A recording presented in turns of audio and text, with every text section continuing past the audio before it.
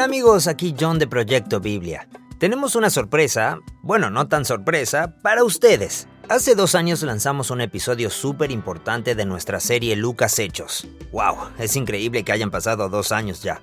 Bueno, el punto es que consideramos que es digno de ser revisitado en este tiempo tan especial que se aproxima, Semana Santa.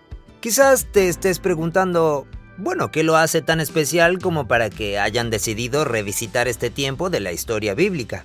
Bueno, se trata nada más y nada menos que de la última semana de vida de Jesús en la tierra, su muerte y resurrección. Temas bien livianos, ¿no? Nuestra conversación te va a guiar a través de la historia de este tiempo tan crucial para que puedas ver todo lo que sucedió a través de una mirada fresca y nueva. Lucas resalta un contraste clave: el gran recibimiento de Jesús en su entrada a Jerusalén como rey, con su ejecución como un rebelde más. Si no entendemos el trasfondo social y político del tiempo, nos perdemos detalles valiosos que son dignos de descubrir. Como humanos, por lo general vemos la cruz como un instrumento de tortura bestial. Pero Lucas nos mostrará que Jesús la vio como su trono, el lugar donde rindió su vida por amor a la humanidad y donde Jesús venció la muerte para darnos vida eterna. Si quieres escuchar el episodio completo, puedes buscarlo como el episodio 4 de nuestra serie Lucas Hechos. Eso es todo, amigos. Gracias por escucharnos. ¡Aquí vamos! Desde ahí Jesús se dirige a Jerusalén para la Pascua. Un poco ya hablamos sobre eso. En la versión de Lucas, él llora por la ciudad. En Mateo y Marcos, él entra a la ciudad, lo rechazan y luego llora. Lucas combina el llanto con la entrada. Bien. Y de hecho, esto es interesante. Al final del capítulo 19 de Lucas... ¿Te gusta como digo que todo es interesante? Sí, lo dices mucho. Cuando Jesús se acercó al ver la ciudad, sería Jerusalén, esto es Lucas 19:41. Bien. La multitud ya lo había aclamado como Mesías. Los fariseos habían dicho, Maestro, reprende a tus discípulos. Y Jesús dice, si estos se callan, las piedras van a gritar. Es muy... Bueno, cuando Jesús se acercó al ver la ciudad, lloró sobre ella diciendo... Si tú también hubieras sabido en este día lo que conduce a la paz, pero ahora está oculto a tus ojos. Tus enemigos echarán terraplén delante de ti, te sitiarán y te acosarán por todas partes. Te derribarán a tierra y a tus hijos dentro de ti, y no dejarán en ti piedra sobre piedra, porque no conociste el tiempo de tu visitación. ¿Aquí Jesús predice la caída de Jerusalén? En primer lugar, Jesús está diciendo que su llegada a Jerusalén es el tiempo de la venida de Dios a su pueblo. Bien. Lo cual se remonta a cuando Juan el Bautista anunció que Dios iba a llegar. Isaías 40 y Malaquías 4. Y luego Jesús llega. Así que este es otro lugar donde Lucas proyecta en el telón de fondo esas escenas de los profetas, de Dios que regresa a ese pueblo, que regresa al templo. Claro. Y entonces lo que vemos en el escenario es a Jesús montando en burro y entrando a la ciudad. Sí. Entonces, aquí él podría escribir llanamente, Jesús es el Dios Israel que viene a ser el Mesías Rey. Pero en lugar de eso, lo hace así. Sí, porque existe la esperanza profética de que Dios mismo venga. Dios mismo, como la nube y Sí. el fuego y el pilar que nos guió por el desierto y la nube que se posó sobre el templo. Ahora todo el mundo está esperando eso. Ujú. Ese va a ser un día glorioso. Va a cambiarlo todo. Y aquí está sucediendo y solo algunos marginados se están dando cuenta. Solo los ciegos y los cojos y los recaudadores de impuestos pueden verlo. Por otro lado, nadie se da cuenta. Sí, y nota lo que dice sobre cuál es el resultado de que los líderes de Israel no reconozcan a Jesús como su rey. Si lo hubieran hecho, mira lo que dice, el resultado habría sido la paz.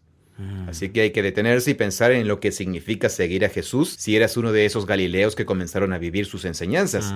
Significa que si alguien te roba, no tomas represalias. Si alguien te golpea, no tomas represalias. Le das a los pobres con generosidad, ¿sí? O sea, hay más enseñanzas que invocan el no tomar represalias y el perdonar. Así que seguir a Jesús da como resultado la paz, literalmente. Bien. Entonces él estaba llamando a los individuos a que hicieran eso, pero ahora te das cuenta de que él llama a todo a Israel a hacerlo. Y aquí es donde la opresión de Roma a Israel se convierte en el telón de fondo de toda la historia, donde no 30 años luego... Bueno, ya hay chispas de una revolución que está sucediendo contra Roma. ¿Qué tipo de cosas están sucediendo? Ya había bandidos que vivían en las montañas de Galilea, tipo estilo Robin Hood, que atacaban en escuadrones a las caravanas romanas. Por eso Leví, el recaudador de impuestos, llevaba una daga con él, porque tenía una X en la espalda. Era un traidor. Entonces ya había... ¿Eran indicios a los que Roma podría haber tenido que intervenir y hacer algo? Correcto. De hecho, la palabra griega para referirse a esos judíos rebeldes y revolucionarios era el término lestes, que generalmente se traduce como ladrón. Pero cuando Jesús irrumpe en el templo dice, han convertido a este lugar en una cueva de lestes. Y por eso es que el video de Lee las Escrituras dedicado a Lucas lo traducimos como rebeldes. Sí. Lo han convertido en una cueva de rebeldes. Jesús es crucificado al lado de dos lestes. A ellos no los capturaron hurtando en un mercadito. Ellos eran como de esos malhechores de las colinas. Sí, eran esos tipo Robin Hood. Y Jesús es crucificado como un lestes, como rebelde. Él es agrupado con... A ver, ¿cómo llamarías a eso? Con los mismos, lo ponen junto al Israel que hace justamente lo que él les decía que no hicieran, o sea, una represalia violenta contra Roma. De nuevo, es al revés. Cuando Jesús entra y dice, si me siguieran y aceptaran mi camino del reino, llegaría la paz. Pero aquí estoy, ustedes me rechazaron y están en un rumbo sin retorno. ¿Y cuál es ese rumbo? Es que los ejércitos romanos van a construir rampas de asedio, matando a todo el mundo y derribando muros. Esta es una inquietante predicción de lo que pasó en el año 70 después de Cristo. Claro. De nuevo, la capa política de la misión del reino de Jesús sale a flote aquí, cuando el rechazo a Jesús literalmente dio como resultado que la ira de Roma cayera sobre ellos. ¿Y qué? Él está diciendo, si yo fuese aceptado aquí y convirtiésemos a esta ciudad en una ciudad de paz, ¿Roma no nos invadiría? Bien, ese es el tema que presentamos en el video del Evangelio del Reino. Él estaba llamando a Israel en ese momento de su historia para que fuera el reino de Dios de una forma que no incluyera matar a sus enemigos. ¿Qué otra cosa puede significar amar a tus enemigos en vez de matarlos? ¿Cómo se supone que una persona judía debía poner en práctica ese mandamiento? Bueno, tienes enemigos en tu pueblo porque alguna vez fulanito te engañó hace 5 años. Sí, y él no está hablando de eso.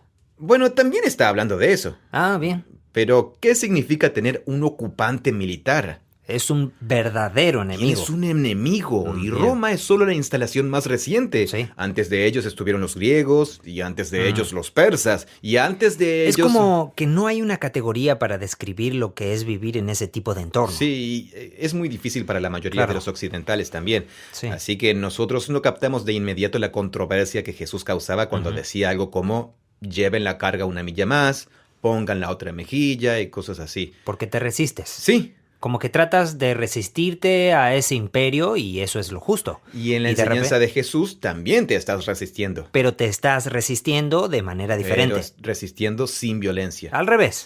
Sí, lo cual, de nuevo, todo el momento de la crucifixión está tan cargado de capas de significado para cuando llegamos a ese punto, porque él está siendo crucificado como el tipo de rebelde sobre el cual le había estado advirtiendo a Israel para que no se convirtiera. Él literalmente muere en lugar de Israel, como si fuera el tipo de persona que le estaba pidiendo a Israel que dejara de ser. Por eso, la llegada de Jesús a Jerusalén en Lucas es un momento muy poderoso. Luego él va y causa conmoción en el templo. Lo han convertido en una cueva de lestes, una guarida de estos tipos. En realidad está citando a Isaías y a Jeremías al hacerlo. Ahora, ¿qué pensaban los líderes religiosos judíos de estos lestes? ¿Onda los crucificaban? ¿Roma los crucificaba? Sí, Roma los crucifica. Probablemente pensaba que ellos eran una especie de héroes en el sentido de sí, que probablemente depende. Si tú eres una persona influyente en Jerusalén y estás tratando de llegar a unos acuerdos con Roma... Sí, probablemente te molestan. Crees que son peligrosos. Sí. Parece que los fariseos tenían opiniones divididas sobre cómo relacionarse con los revolucionarios militares judíos. Y además probablemente la mayoría de las personas simplemente estaban tratando de cultivar su tierra y sobrevivir. Entonces ellos iban y asaltaban las ciudades romanas. Digo, cuando dices que asaltaban las ciudades, los lestes. Sí, si te gusta la ficción histórica, hay un estudioso del Nuevo Testamento que hizo el intento de escribir ficción histórica y yo creo que con éxito. Un tipo llamado Greg Thiessen. escribió un maravilloso relato sobre Jesús llamado La sombra del Galileo. Él lo cuenta desde el punto de vista privilegiado de uno de esos revolucionarios galileos. Su hermano, alguien emparentado con él, es un Lestes. Pero luego él comienza a escuchar sobre este Jesús de Nazaret que nos está diciendo que no hagamos eso. Y eventualmente se encuentra con él en Jerusalén. El personaje principal termina siendo uno de los Lestes, el crucificado junto a él, de Lucas, que dice, acuérdate de mí cuando estés en tu reino. Entonces el punto es cómo los judíos galileos violentos veían a Jesús y cómo solo a última hora llegaron a ver quién era en realidad. Es brillante. Sí. Se llama La sombra del Galileo. Suena fantástico. Realmente es fantástico. ¿Lo leíste? Sí, lo leí antes de ir contigo a Israel. ¿Ah, sí? Ujú. Debió ser genial leerlo. Sí. Entonces, ¿algunos de esos tipos seguía... ¿Ninguno de ellos fue discípulo? Jesús reclutó a uno en el círculo íntimo. Eso es lo que me estaba preguntando. ¿Ninguno de los 12? Sí. ¿A uno de los 12? Sí. Déjame mirar rápidamente. Bien. Debe estar en la lista de Marcos o en... Sí, en Marcos. Se le llama el cananita. Sí, en el capítulo 3 de Marcos está la lista de los 12 discípulos. Simón Pedro, Jacobo, hijo de Zebedeo, Juan, su hermano, Andrés, Felipe, Bartolomé, Mateo, Tomás, Jacobo, hijo de Alfeo, Tadeo y Simón el cananita, que escrito en letras griegas es la palabra hebrea para celote o revolucionario. ¿Entonces Simón era uno de esos tipos? Simón era un matón de las montañas. Sí, había sido de la mafia de los matones de la montaña y escuchó las enseñanzas de Jesús y se dijo, voy a dejar esta forma de vida. Entonces, hombre, ¿quién más está en ese grupo? Leví, el recaudador de impuestos. Seguramente se odiaban entre sí. Amigo, hablando de la formación intencional de un equipo de rivales, Jesús recibió a un ex recaudador de impuestos y a un ex asesino de recaudadores de impuestos en su círculo íntimo. Oye, las dinámicas de ese grupo, es genial. Sí, pero piensa en lo que significa como símbolo, lo que comunicaba a la gente. ¿Qué sabemos sobre esos hombres que estaban en las montañas? O sea, ¿cómo ellos vivían? Nuestras fuentes principales de lo que está sucediendo, la literatura del Segundo Templo, Josefo, que era un historiador judío que sirvió en uno de los grupos revolucionarios, pero que luego se convirtió en siervo de Roma. Él nació cerca de la época en que Jesús había sido ejecutado. Él escribe un relato con historia bíblica, cuenta de nuevo toda la Biblia hebrea. Luego hace un relato histórico que se llama La Guerra de los Judíos, cómo sucedió la destrucción de Jerusalén en el año 70 después de Cristo, lo que aconteció allí. ¿Has leído cosas de Josefo? No he leído ninguna de sus obras de principio a fin, solo he leído porciones relevantes.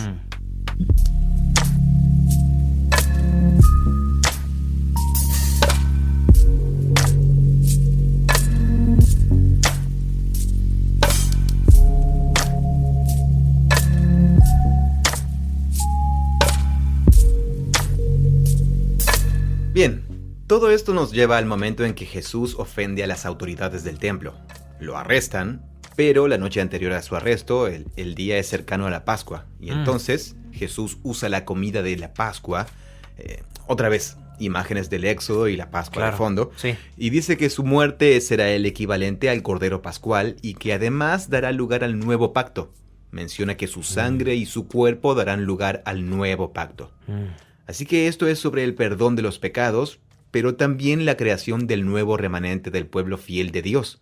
Lo cual, piensa, de nuevo, para sus discípulos hubiera sonado todo tan raro. Y esa expresión que usa, el nuevo pacto, no era una idea nueva para personas judías, ¿verdad? No, está entretejida en el corazón de las Escrituras, en la historia. Bien. Pero la idea es que Jesús sigue diciendo que va a morir y luego hay una comida, la comida pascual, y él pone en la comida pascual los símbolos que ya tienen un significado simbólico, pero dice que de repente simbolizan algo nuevo, su cuerpo y su sangre. Porque el pan simboliza El pan era panásimo. Que tenías que salir rápidamente. Pan hecho sin levadura porque tenías que salir rápidamente. El cordero representaba la sustitución. Claro, sí. Que Dios ejecutará su justicia sobre Egipto, pero aquellos cuyas casas están cubiertas con la sangre se salvaban. Así que hablaban sobre el juicio y la misericordia de Dios. Claro. El pan se convierte en símbolo de sustento, ese cuerpo despedazado. El pan es lo que nos da vida. Así que su cuerpo será partido para que otros puedan tener vida. Y luego el vino simboliza la sangre, lo que significa que vas a morir. pero tiene un significado sacrificial que tiene que ver con la misericordia y el juicio de Dios. También dice que la sangre es el pacto, la sangre del pacto o el nuevo pacto en mi sangre. Jesús no dio una conferencia sobre el significado de su muerte, dio una comida simbólica. Y luego los acontecimientos, ya sabes, todo se pone en marcha, es arrestado y va a juicio. Sí. Y durante su juicio él dice, pero de ahora en adelante el Hijo del Hombre estará sentado a la diestra del poder de Dios, levantado y exaltado. Él le dice eso a Pilato, ¿no? Se lo dice a los líderes judíos del Sanedrín. La implicación es que Jerusalén se ha convertido en Babilonia. Jerusalén se ha convertido en la bestia que aplasta al Hijo del Hombre. ¿Cómo da a entender eso? Porque cita a Daniel 7. Claro. Está citando Daniel 7, donde Babilonia es el ícono de las naciones rebeldes que pisotean la línea de Judá, Daniel y sus amigos. Pero ahora Jesús es el Hijo del Hombre y Jerusalén, el Sanedrín, los líderes del templo, están pisoteando. Son la bestia. Claro, sí. Lucas destaca su inocencia. Nosotros hablamos de eso sobre... El centurión. Él adapta las palabras de la confesión del centurión para que todo el mundo reconozca que era un hombre justo. Lo que esto logra es que aparezca la paradoja y la tensión de que ahora él es quien muere como criminal. ¿Pero inocente en qué sentido? O sea, su acusación era que era peligroso para su orden religioso. Y es culpable de eso. ¿Verdad? Él nunca había andado con rodeos con eso. Sí. Digo, ¿por qué lo están juzgando oficialmente? Lucas 23. Toda la asamblea de ellos se levantó y llevaron a Jesús ante Pilato. Y comenzaron a acusar a Jesús diciendo... Hemos hallado que éste pervierte a nuestra nación prohibiendo pagar impuestos al César. Lo que en realidad es falso, pero... Así que de eso sí es inocente. Y diciendo que él mismo es Cristo, el Mesías, un rey. Claro, lo cual él nunca dice abiertamente. Claro, pero no hizo nada para... Pero permite que la gente lo diga. Sí, él permitió que la gente lo dijera. Y lo que hizo en el templo... Él actuó como tal. Él actuó como si fuera un rey. Así que también... Entonces es culpable. Una de dos. Sí, pero entonces la cuestión es, Jesús tiene en mente lo que él piensa que significa que él sea el Mesías, pero eso es muy diferente a lo que ellos piensan que significa y a lo que piensa Pilato, porque a Israel no se le ha permitido tener un rey. El sumo sacerdote era el cargo más poderoso en Israel durante esa época, bajo el dominio de los griegos y los romanos. Ya no se les permitía tener sus propios gobernantes ni reyes porque eso solo los llevaría de vuelta a los días de independencia y la monarquía. Claro. Entonces, cualquiera que viniera diciendo ser el porque rey... Mesías es equivalente a rey. Mesías significa el rey del linaje de David. Entonces, cuando Pilato pregunta, ¿eres el rey de los judíos? Ya hay un rey. Su nombre es César Augusto. Él es el rey de los judíos. Y Pilato es su representante como gobernador. Claro. Entonces es algo como, no sé, es como si el gobernador de un estado o provincia... Sí, ¿tú eres el presidente? ¿Tú eres el presidente? Claro. ¡Tú eres el presidente! La gente te está acusando de... ¿Qué te dices presidente? Autodenominarte presidente. Claro. Y Jesús dice... Tú lo estás diciendo. Ante lo cual Pilato dice, no hay cargos válidos contra este tipo. Pero ellos insistieron, no, él está alborotando a la gente en toda Judea con sus enseñanzas. Comenzó en Galilea y ahora está aquí. Cuando Pilato supo que era Galileo, dijo, este tipo no es mío. Este tipo es de Herodes en el norte. Se trata de Herodes Antipas. Es hijo, nieto de... me olvidé. Hijo o nieto de Herodes el Grande. Y solo está sobre Galilea como un gobernador títere. Bien. Y dice, Herodes se alegró en gran manera, pues hacía mucho tiempo que lo quería ver, a este personaje que le parecía Jesús, por lo que había oído hablar de él. Y esperaba ver alguna señal que él le hiciera. Ven y hazme unos trucos de magia. Sí, entonces bombardeó a Jesús con muchas preguntas y Jesús nunca dijo una palabra. Los principales sacerdotes y maestros de la ley también estaban allí y lo acusaban. Herodes y sus soldados se burlaron de él y lo ridiculizaron, lo vistieron como rey y lo enviaron otra vez a Pilato. Luego Pilato nuevamente comienza a hacerle preguntas y dice, no hay cargos válidos. Pero parece que Lucas incluye todo esto para resaltar la inocencia de Jesús. Lucas está destacando lo de la sustitución. No hay razón por la cual Jesús en realidad merezca estar en la cruz. La única razón por la que va a ir a la cruz es porque se quedó en silencio y permitió que lo acusaran falsamente. Lo cual, de nuevo, piensen en el sermón de la llanura. Cuando alguien te golpea, Permítelo. Sí, déjalo. Claro. Tú crees que estás perdiendo, pero en realidad estás venciendo. Y él está haciendo eso. Eso es lo que él estaba haciendo. ¡Qué locura! Incluso ahora al decirlo pienso, ¿esta es la forma correcta de vivir la vida? Tal cual. Eso es lo que te va a matar. Ese tipo de cosas hace que te maten. Sí. Y por eso fue que mataron a Jesús. Sí, claro. Entonces, justo al final, Jesús perdona a los soldados romanos mientras lo crucifican. Todo eso está en Lucas. Padre, perdónalos, no saben lo que hacen. Sí. El Lestes, el rebelde que se burla de él, pero luego dice, acuérdate de mí cuando vengas en tu reino. Y Jesús inmediatamente lo perdona y le promete, hoy estarás conmigo en el paraíso. Wow. Eso está solo en Lucas. Así que Jesús tiene el control de la situación. Aún mientras está colgado, lo vemos dando misericordia. Y luego, muere.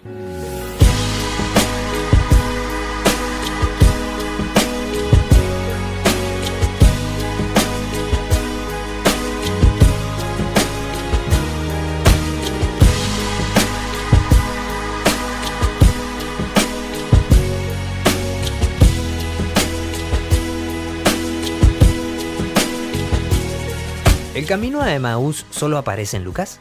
Así es, los 2 discípulos en el camino a Emaús solo está en Lucas. Y otra vez se trata de algo que sorprende. Ellos pensaban que Jesús iba a redimir a Israel, pero ahora está muerto. Eso...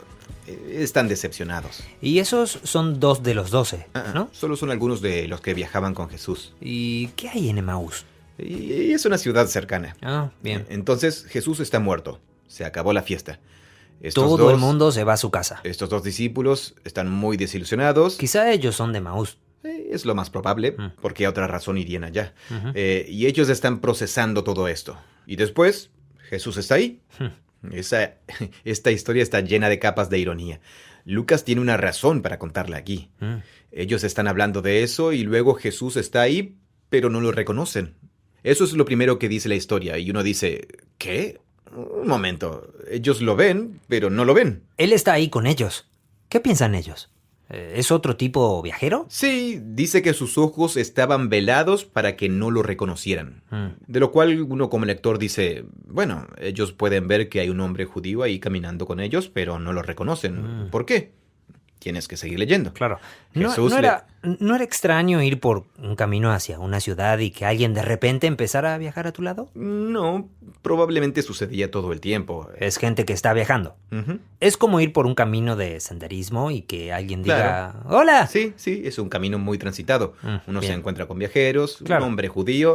Es judío, es uno de nosotros. Sí, camina con nosotros por un rato. Camina con nosotros. Y Jesús dice... ¿De qué están hablando, chicos? Es tan dramático. Esta historia se cuenta con tanto dramatismo como las historias introductorias. Ellos se detienen con el rostro abatido. Sí. Uno de ellos es Cleofás, quien posiblemente es el marido de una de las mujeres que estuvo en la tumba, y le dijo, ¿eres el único visitante de Jerusalén que no sabe qué pasó? Luego Jesús se hace el tonto y dice, bueno, no sé, ¿qué cosa? Jesús de Nazaret, por el amor de Dios, respondió. Y mira cómo lo describen. Fue un profeta poderoso en obra y en palabra delante de Dios y de todo el pueblo. Los principales sacerdotes y nuestros gobernantes lo entregaron a sentencia de muerte y lo crucificaron, pero nosotros esperábamos que él fuera el que iba a redimir a Israel. Ahora, esto es clave porque esto repite la línea del poema de Zacarías al principio. Él nos rescatará de las manos de nuestros enemigos. Eso dijo Zacarías que el Mesías haría cuando viniera. Y eso es lo que ellos esperaban que sucediera. Sí, claro. Pero eso plantea la pregunta. Jesús dijo que vino a dar su vida como rescate por muchos. Así que sus palabras nos hacen pensar en esas 2 interpretaciones diferentes del Mesías.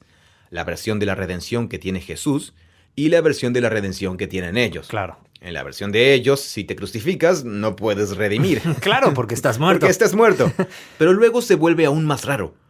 Este es el tercer día. Algunas de las mujeres de entre nosotros nos asombraron, pues cuando fueron de madrugada al sepulcro, al no hallar su cuerpo, vinieron diciendo que también habían visto una aparición de ángeles que decían que él vivía. Algunos de los hombres que estaban con nosotros fueron al sepulcro, algo que a ellos les inspiraba más confianza. Y lo hallaron tal como también las mujeres habían dicho, pero a él no lo vieron. Luego Jesús dice algo como, a ver chicos, ¿el profeta no dijo que el Mesías iba a sufrir y a entrar en su gloria? Daniel 7, Isaías 53. Y comenzando con Moisés, comenzó a decirles, vamos, las escrituras hebreas decían que esto es lo que iba a pasar. Claro. Así que están teniendo esta conversación mientras entran a la aldea y le insisten a Jesús, quédate con nosotros porque se está haciendo de noche. Y él actuaba como si tuviera que continuar. Esa es mi parte favorita. Es como, tengo que seguir caminando. Sí, debo ir a ver. Sí, debo ir a la esquina a ver si llueve. Entonces ellos dicen algo como, no, quédate con nosotros. Bueno. Y cuando se sentó a la mesa con ellos, tomó el pan y dio gracias y lo partió y empezó a dárselo. Entonces sus ojos se abrieron y lo vieron, lo reconocieron. Así que tomó pan, dio gracias, lo partió y se los dio. Son claros ecos de la Pascua. De la última cena. Sí, la misma frase. Exactamente la misma frase que la última cena. Wow. Y luego lo reconocen. Y luego él desaparece. Y luego él ya no está ahí. Entonces la pregunta es, ¿cómo llegaron a verlo? Claro. Ellos tenían cierta interpretación de quién era Jesús y no incluía que muriera. Y mientras se aferraron a esa idea y visión del mundo y de Jesús, estaban ciegos a quién era en realidad. Claro. Pero de repente, ahí cuando ven al Jesús cuyo cuerpo fue traspasado por ellos para que pudieran vivir, la interpretación que Jesús hizo de su muerte en la última cena. Solo cuando vemos al Mesías crucificado como auténtico vencedor y rey, es que realmente podemos reconocer a Jesús. E incluso entonces no lo tenemos comprendido, porque se ha ido. Esta historia es genial. Sí. Está simbolizando el camino que creo que todo discípulo de Jesús tiene que transitar. Sí, eso es lo que estaba pensando. Muestra que hay un lento despertar a lo que en realidad está sucediendo. No es que todo suceda de repente. Jesús simplemente podría haber dicho algo como, chicos, yo soy Jesús y estoy vivo. ¿No es fantástico? Y todos podrían haber chocado los 5, sí. Pero en cambio es un camino muy largo en el que ellos dicen algo como, bueno, entonces Jesús tenía que morir. Ok, bueno. Y luego, qué interesante. Y es algo que arde dentro de nosotros. Sí. Y después, de repente, hay un momento en el que dicen algo como, tú eres Jesús. Sí. Podemos ver cómo eso reflejaba el proceso de llegar a la fe después de la resurrección. Sí. Espera, ¿entonces Jesús estaba diciendo eso? ¿Y esto es lo que la Escritura estaba diciendo? Y luego captamos todo y finalmente caemos en cuenta y decimos algo como, sí, claro, entendí. Sí, eso es muy cierto. Tan poderoso. Sí, son un poco espeluznantes estas últimas escenas. Estoy leyendo más adelante aquí donde está la siguiente historia. Aquí está, de cuando van a decirle a los discípulos, sí, Jesús está vivo, lo vimos. Y luego simplemente están hablando sobre eso y de repente Jesús también aparece ahí. Sí, exactamente. Luego lo que hace es que tiene en el mismo estudio bíblico con ellos. Analiza las escrituras hebreas y dice, oigan, el Mesías sufriente reivindicado que muere para liberar a otros del mal y el pecado, para crear el pueblo del nuevo pacto, ese siempre fue el núcleo de las escrituras hebreas. Entonces, también hay un elemento como de... Cuando leemos las escrituras hebreas a través del lente de la historia de Jesús, podemos ver todo esto. En el mismo libro de Richard Hayes se habla sobre cómo esa paradoja de un Mesías crucificado es el fundamento de la visión cristiana del mundo. En realidad, cita el primer libro del, creo, ex arzobispo de la iglesia anglicana, Rowan Williams, quien escribió un libro llamado La herida del conocimiento. Un título excelente. Él escribió lo siguiente: la fe cristiana tiene sus comienzos en una experiencia de profunda contradicción. Una experiencia que cuestionó tanto las categorías religiosas de su época que la reorganización del lenguaje religioso resultante fue tarea de siglos. Y continúa diciendo, esa experiencia de profunda contradicción es la crucifixión de Jesús como acontecimiento que de alguna manera trajo la salvación de Dios al mundo. La paradoja del propósito de Dios hecho carne en un hombre muerto y condenado. Él dice, el Evangelio de Lucas es uno de los primeros intentos de reorganizar nuestra visión del mundo en torno a un acontecimiento que nos parece tan bizarro y extraño. Entonces el camino a Emaús también es una imagen de lo que Lucas está tratando de hacer por ti. Él ha viajado con nosotros y nos ha contado y lo sincroniza. Sí, no es coincidencia que sea otra historia de un viaje. Así como Jesús ha estado realizando un viaje itinerante, ahora tú eres quien está en ese viaje con Jesús. Y Lucas quiere que veas que probablemente todavía estás ciego con respecto a Jesús de manera significativa. Es posible que Jesús esté justo frente a ti Y que no puedas verlo. Y no puedes verlo porque no has aceptado profundamente la paradoja de su reino al revés, la cual está encarnada en la cruz. Y solo cuando ves eso es que llega la vida, entregando tu vida. ¿Sabes qué habría sido bueno tener? El estudio bíblico que hace con estos tipos. ¿Por qué Lucas no lo escribió? Lo sé, sí. Sería un bestseller. Él recorre la Tanakh, que es la escritura taquigráfica de la estructura judía de la Biblia hebrea. La Torá, los profetas y los escritos con los salmos. Okay. Entonces él los guía por las escrituras hebreas y dice, oigan, de esto se trataba. Y entonces aquí estamos. Yo soy el rey del mundo. Yo soy el rey exaltado de todas las cosas. Claro. Y todos ustedes van a salir a seguir haciendo lo que yo he estado haciendo. Claro. O sea, ir a las naciones anunciando que hay perdón y vida nueva en el reino de Dios. Pero deténganse y esperen a que el Espíritu Santo... en realidad, esto es lo que dice. Ustedes son testigos de estas cosas. Por tanto, yo enviaré sobre ustedes la promesa de mi Padre. Lo cual hace eco de la promesa. Como, ¿qué viene en el paquete del reino mesiánico? Ustedes reciben el Mesías, reciben las naciones. Él acabó de decir que vayan a las naciones. Comenzarán en Jerusalén y seguirá. Entonces el Espíritu, la presencia personal del Dios de Israel, que ahora está manifestándose y siendo enviado mediante Jesús, es a quien les indica que esperen hasta que estén revestidos del poder de lo alto.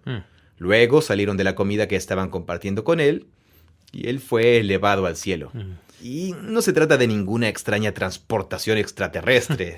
La elevación al cielo está en Daniel 7. Es un lenguaje de entronización. Claro. Él es entronizado como el rey del cielo y de la tierra. Ellos no están hablando de que él simplemente ascendió al cielo. Sí, como que y luego se alejó flotando. Lo que sea que haya pasado a Jesús aquí, que ellos vieron, está conectado con que el Hijo del Hombre ascienda a las nubes del cielo y llegue a la presencia de Dios para sentarse en su trono. Y luego, puntos suspensivos. Esperen el libro de Hechos. Wow. ¿Ahí aparece la ascensión? ¿O solo aparece en Lucas? El final original de Marcos no tiene una ascensión como esta. Bien. Mateo simplemente termina con la gran comisión. Él se encuentra con ellos en una montaña de Galilea y dice, vayan a ser discípulos y yo estaré con ustedes hasta el fin del mundo. Y Juan termina con un almuerzo de Jesús con Pedro y Juan en la playa. Un bocadillo en la playa. Sí, así que sí, Lucas es el único evangelio en que Jesús, el único que concluye con la entronización de Jesús.